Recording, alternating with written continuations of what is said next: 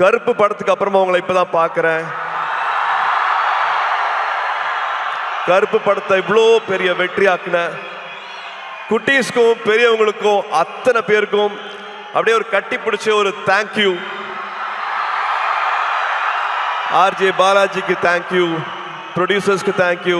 And முக்கியமாக ஒரு இக்கட்டான சூழ்நிலை வரும்போது கூட நின்று இந்த படம் ரிலீஸ் ஆகிறதுக்காக உதவி செஞ்ச அத்தனை டிஸ்ட்ரிபியூட்டர்ஸ், தியேட்டர் ஓனர்ஸ், ஃபினான்ஷியர்ஸ் அத்தனை பேருக்கு நான் இந்த டைமில் நான் நன்றியை சொல்லிக்கிறேன். இப்போ ஒரு 100வது நாள் வரப்போகுது, அதுக்காக சீக்கிரம் சந்திக்கிறதுக்கான ஏற்பாடும் நடந்துட்டு இருக்கு. அதுவும் ஒரு பக்கம் நடக்கும்.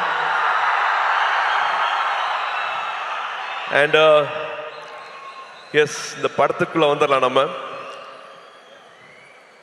Sithara entertainment, Vamsi sir